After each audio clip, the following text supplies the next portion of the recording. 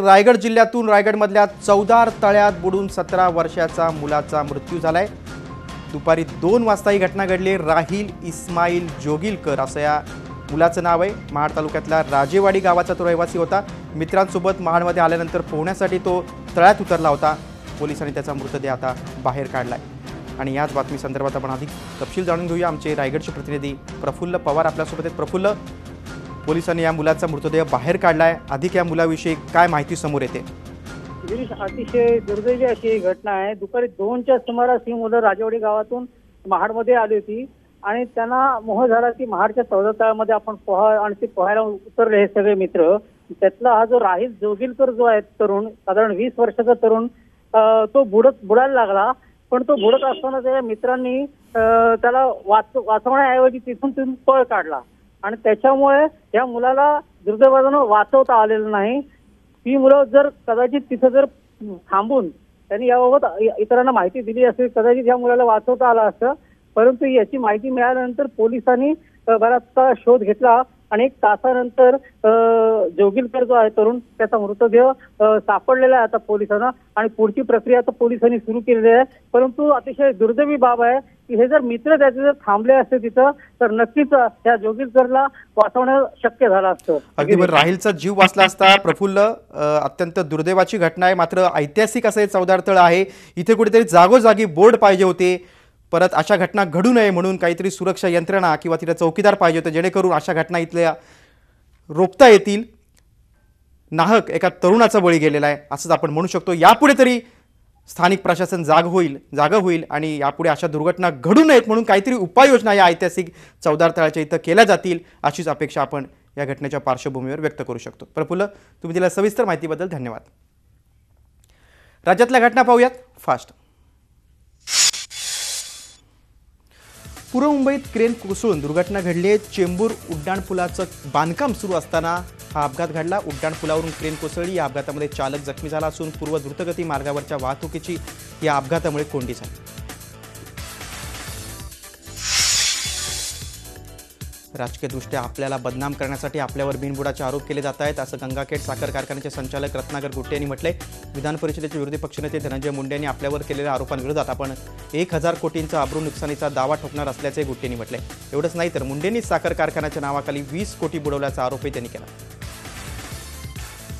आरोप विरोधी पक्षनेते धनंजय मुंडे यांनी जो केला आहे हा आरोप मुळात खोटा आहे आणि हा टोटली पॉलिटिकली केलेला आरोप आहे। आम्ही अब्रू नुकसानीचा दावा आम्ही विरोधी पक्षनेते धनंजय मुंडे यांच्या नावावर 1000 कोटीचा टाकणार आहोत आणि त्यांना लवकरच आमच्या वकिलातर्फे नोटीसही मिळून जाईल। पीक विमा भरण्यावरून बोरी येथे झालेल्या दगडफेक आणि पोलिसांच्या लाठीचार्ज नंतर 24 आंदोलक शेतकऱ्यांविरोधात गुन्हे दाखल करण्यात आलेत। त्यांच्यावर कारवाईला देखील सुरुवात झाली। पीक विमा भरत असताना लागणारा वेळ आणि बँकांकडून होत असलेली दिरंगाई या विरोधात बोरी येथे शेतकऱ्यांनी रास्तारोको केला होता।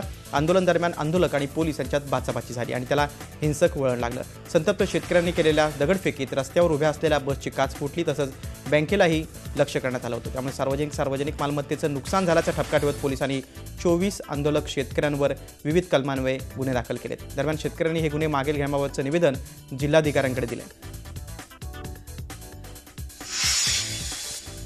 मुंबई विद्यापीठ पेपर तपासणीच्या सावळ्या गोंधळाच्या पार्श्वभूमीवर शिक्षण मंत्री विनोद तावडे आणि कुलगुरू संजय देशमुख यांनी राज्यपाल सी विद्यासागर राव यांची भेट घेतली। यावेळी पेपर तपासणीच्या सद्यस्थितीबाबत राज्यपालांना देण्यात आली निकाल अपेक्षित वेळेत लागतील असा विश्वासही तावडेंनी यावेळी व्यक्त केला।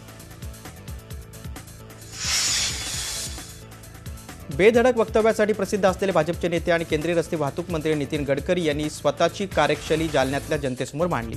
जालन्यातील वाटूर येथे झालेल्या कार्यक्रमात मी लक्ष्मी दर्शन घेत नाही असा चिमटा भाजपचे प्रदेशाध्यक्ष रावसाहेब दानवेंना काढला। यावेळी रस्त्याचं कॉन्ट्रॅक्ट घेणाऱ्या ठेकेदारांवर देखील गडकरींनी निशाणा चढवला। मी 6 लाख कोटी रुपयाची कामं देशात दिलेली आहे, तर लक्ष्मी दर्शन घेत नाही। मला कोण कॉन्ट्रॅक्टर माहित नाही, मला कोणी भेटत नाही। मी आजपर्यंत 6 लाख कोटी रुपयाची कामं केली, एकही कॉन्ट्रॅक्टरच्या 1 पैशाचा लागेलदार नाही। तुम्ही लक्षात ठेवा, या रस्त्याचे मालक तुम्ही आहात। बरोबर काम होणार नसेल, क्वालिटी बरोबर नसेल तर मला कळवा। त्या कॉन्ट्रॅक्टरला बुलडोझरच्या खाली टाकल्याशिवाय मी राहणार नाही।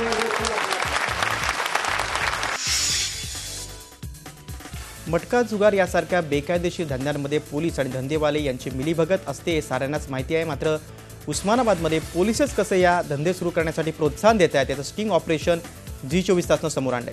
व्हिडिओ क्लिपमध्ये उस्मानाबादच्या मुरुम पोलीस स्टेशनचा सहाय्यक पोलीस उपनिरीक्षक AR मोमीन मटका एजंटकडे पोलीस स्टेशनच्या आवारामधील सरकारी क्वार्टरमध्येच पैशांची देवाणघेवाण करत असल्याचं पाहायला मिळतंय. विशेष म्हणजे पैशाच्या बदल्यात मटका एजंटला आरोपी न केल्याचंही पोलीस अधिकारी मोमीन सांगत असल्याचं या क्लिपमधून उघड होतंय. 2 दिवसांपासून नाशिक शहर परिसरात सुरू असणाऱ्या पावसामुळे गोदावरीची पूर परिस्थिती कायम आहे. धरण क्षेत्रात पाऊस सुरू असल्यानं धरणातून पाण्याचा विसर्ग होतोय. त्याचबरोबर शहराच्या इतर भागातून छोट्या नाल्यातून गोदापात्रात पाणी येत असल्यानं नदीच्या पाणी पातळीत वाढ झाली. सकाळी 6 वाजता गंगापूर धरणातून पुन्हा एकदा 5109 क्युसेक पाण्याचा विसर्ग करण्यात आलाय. रामकुंडाजवळील होळकर पुलापासून 9469 क्युसेक वेगानं पाणी प्रवाहित होते. दारणा धरणातून 9604, आळंदीमधून 3571 तर नांदूर मध्यमेश्वरमधून 49,478 क्युसेक पाणी जायकवाडीच्या दिशेने सोडण्यात आले. त्यामुळे गोदाकाठावरील नागरिकांना सतर्कतेचा इशारा देण्यात आला.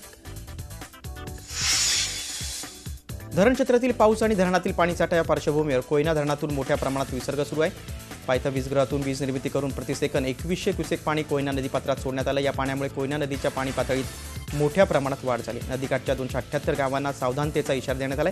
धरणात आता एकूण पाणीसाठा 82.86 TMC आणि पाणी उंची 2143.3 फूट इतकी झाली आहे. पावसाचा जोर लक्षात घेऊन येत्या 48 तासात कोणत्याही क्षणी धरणाचे 6 वक्री दरवाजे वर उचलून त्यातून मोठ्या प्रमाणावर विसर्ग सुरू होईल. कोयना नदीपात्रात हे पाणी सोडण्यात येईल. त्याबाबत सर्वत्र सतर्कतेचा इशाराही देण्यात आला. अहमदनगर जिल्ह्यातील भंडारदरा धरणाच्या पुढे प्रवरा नदीवर असलेलं निळवंडे धरण तांत्रिकदृष्ट्या भरलंय. 8300 दशलक्ष घनफूट इतकी क्षमता असलेलं निळवंडे धरणात सध्या 7900 दशलक्ष घनफूट इतका साठा आहे. सध्या धरणातून 2300 क्युसेक वेगानं पाणी प्रवरा नदीपात्रात सोडलं जाते. उत्तर नगर जिल्ह्याला प्रवरा नदीवर असलेली भंडारदरा आणि निळवंडे ही 2 धरणं वरदान मानली जातात. भंडारदरा धरण 24 जुलैलाच भरल्यामुळे निळवंडे धरणाकडे पाण्याचा विसर्ग वाढवण्यात आला होता. त्यामुळे आता निळवंडे धरण सुद्धा भरल्यानं उत्तर नगर जिल्ह्यातील पिण्याच्या आणि शेतीच्या पाण्याची चिंता मिटल्याचं समाधान व्यक्त होते. झी24 तासनं केलेल्या RTO स्टिंगची परिवहन आयुक्तांनी दखल घेतली. दलालांच्या साथीने हप्तेखोरी सुरू असल्याचा पर्दाफाश झी24 तासनं केला होता. याच पार्श्वभूमीवर मालवाहतूक करणाऱ्या वाहनांची तपासणी परिवहन आयुक्त गेडाम करणार आहेत. मात्र त्यांच्या पाहणीआधीच दलाल आणि ट्रान्सपोर्टरची सेटलमेंट कशी होते याचं आणखीन एक स्टिंग झी24 तासच्या हाती लागलं. परिवहन आयुक्तांच्या दौऱ्याआधीच ही सेटलमेंट कशी होते ऑडिओ क्लिपमधून उघड झालं. दलाल आणि ट्रान्सपोर्टरांच्या संभाषणाची ही क्लिप असून परिवहन आयुक्तांच्या दौऱ्याच्या काळात ओव्हरलोड वाहन न पाठवण्याच्या सूचना देण्यात आल्या त्याचं पाहायला मिळतं. ठाण्याच्या मध्यवर्ती कारागृहात एका आरोपीने आत्महत्या केली. आशिष अनुप भरणवाल असं या आरोपीचं नाव आहे. पहाटे 3:30च्या सुमारास त्यानं गळफास लावून आत्महत्या केली. आरोपी हा वसई पोलीस स्टेशनचा असून त्याच्यावर अल्पवयीन मुलीच्या बलात्काराचा आरोप होता. मात्र या आरोपीने आत्महत्या का केली याचं कारण अद्याप स्पष्ट झालं नाहीये. त्यामुळे भायखळा जेलमधील मंजुळा शेट्टे प्रकरणाची ही पुनरावृत्ती तर नाही ना अशी शंका उपस्थित होते. दरम्यान या प्रकरणी CID चौकशी करून दोषींवर कठोर कारवाई करण्यात येईल असं आश्वासन कारागृहाचे जेलर नितीन वायचळ यांनी झी24 तासशी बोलताना सांगितलं. 2,90,00,000च्या जुन्या नोटा जप्त करण्यात आल्यात. पुण्यातल्या 2 बांधकाम व्यावसायिकांसह आणखी 3 या प्रकरणी ताब्यात घेण्यात आले. उर्से टोल नाक्याजवळ शुक्रवारी रात्री ही कारवाई करण्यात आली. 43 वर्षीय नविंदू घनश्याम गोयल आणि 49 वर्षीय दिलीप सत्यनारायण गुप्ता अशी या 2 बांधकाम व्यावसायिकांची नावं आहेत. त्यांच्यासह चालक गौरव अगरवाल यांना चौकशीसाठी ताब्यात घेण्यात आले. हे 3 मुंबईत या जुन्या नोटा बदलून घेणार होते, पण ते शक्य न झाल्यानं मुंबईहून पुण्याकडे येत असताना याबाबतची माहिती पोलिसांना मिळाली आणि पोलिसांनी पाठलाग करून त्यांची गाडी अडवली. याबाबत आयकर विभागाला माहिती देण्यात आली. नवीन चेहऱ्यांचा नितीश यांच्या मंत्रिमंडळात समावेश होण्याची शक्यता आहे. भारतीय संविधानाच्या अनुच्छेद 35A मध्ये बदल केल्यास काश्मीरमध्ये तिरंगा फडकावणारा कोणी उरणार नाही अशी धमकी जम्मू काश्मीरच्या मुख्यमंत्री मेहबूबा मुफ्ती यांनी दिली. जम्मू काश्मीरच्या विशेष अधिकारावरून त्यांनी हा इशारा दिलाय. काश्मीरमधील जनतेला मिळालेल्या या विशेष अधिकारांवर घाला घालण्याचं काम केलं तर त्याचे परिणाम भोगावे लागतील असे मुफ्ती म्हणाले. त्यामुळे तिरंग्याचं संरक्षण करणारा आणि तिरंगा फडकावणारा कोणी उरणार नाही असा इशारा त्यांनी दिलाय.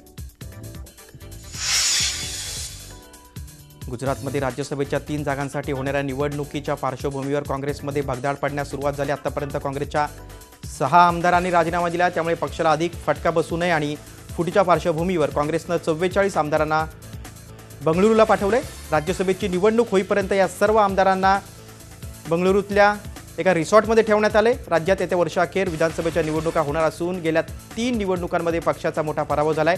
गेल्याच आठवड्यात ज्येष्ठ नेते शंकरसिंह वाघेला यांनी पक्ष सोडला होता. त्याआधी विधानसभेत पक्षाचे मुख्य प्रतोद असलेले बलवंतसिंह राजपूत, तेजश्रीबेन पटेल आणि प्रल्हाद पटेल यांनी गुरुवारी पक्ष सोडून थेट भाजपमध्ये प्रवेश केला. त्यामुळे गुजरातमधून काँग्रेसच्या तिकिटावर राज्यसभा निवडणूक लढवणारे अहमद पटेल आणि काँग्रेस पक्षाच्या अडचणीत वाढ झाली.